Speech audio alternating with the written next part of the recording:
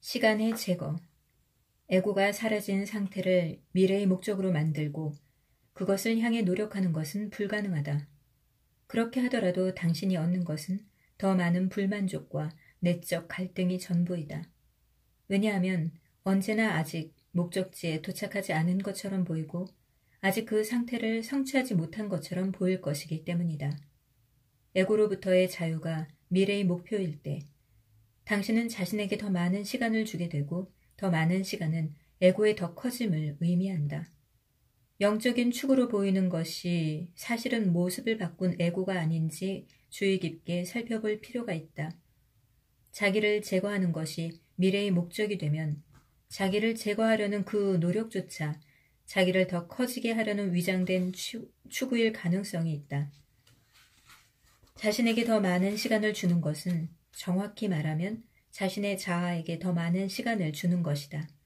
이 시간은 과거와 미래이고 마음이 만들어낸 거짓 자아인 에고가 살아가는 데 필요한 먹이이며 그 시간은 당신의 마음속에 존재한다. 저 바깥에 있는 객관적인 실체가 아니다. 시간은 감각에 의한 인식을 위해 필요한 현실적인 목적에 없어서는 안 될 마음의 구조물이지만 자기 자신을 아는 데는 최대의 장애이다. 시간은 삶의 수평적 차원, 현실의 표면층이다. 그러나 삶에는 깊이라는 수직적 차원도 있다. 수직적 차원에는 오직 현재의 순간이라는 입구를 통해서만 접근이 가능하다. 그러므로 자신에게 시간을 주는 대신 시간을 제거해야 한다. 의식으로부터 시간을 제거하는 것은 에고를 제거하는 것이다. 그것은 유일하게 진정한 영적 수행이다. 시간의 제거라고 말할 때 시계로 재는 물리적인 시간은 물론 아니다. 시계의 시간은 약속을 하거나 여행 계획을 세우는 것 같은 실질적 목적을 위해 이용되는 시간이다. 실제로 계산하는 시간 없이는 이 세상에서 거의 살아갈 수 없다. 우리가 지금 말하고 있는 것은 그 시간이 아니라 심리적인 시간의 제거이다.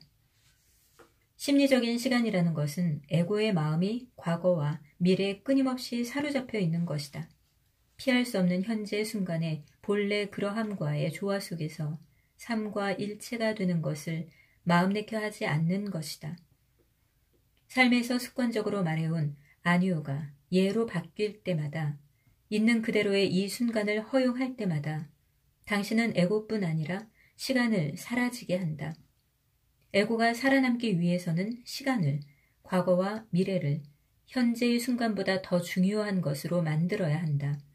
원하는 것이 이루어진 직후의 실로 짧은 시간을 제외하면 에고는 현재의 순간과 우호적이 될 수가 없다. 게다가 어떤 것도 에고를 긴 시간 만족시킬 수 없다. 에고가 삶을 지배하고 있는 한 불행해지는 두 가지의 길이 있다. 하나는 원하는 것이 이루어지지 않는 불행이고 다른 하나는 원하는 것이 이루어지는 불행이다. 존재하는 것은 모두 혹은 일어나는 일들은 모두 지금이 취하는 모습들이다. 당신이 내면에서 그것에 저항하는 한 그 모습들은 바꿔 말해 세상은 돌파할 수 없는 장벽이 된다.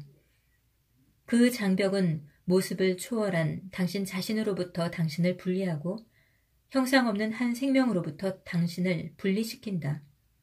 형상 없는 한 생명이 당신의 본래 존재이다. 지금이 취하는 형상의 내면으로부터 긍정을 말하면 그 형상이 형상 없는 세계로의 문이 된다. 세상과 신 사이의 분리가 사라진다. 한 생명이 이 순간에 취하고 있는 모습에 반발하고 지금을 수단, 장애물, 적으로 여기면 형상으로서의 정체성, 즉 에고를 강화하게 된다. 그렇기 때문에 에고의 반응성이 있는 것이다. 에고의 반응성이란 무엇인가?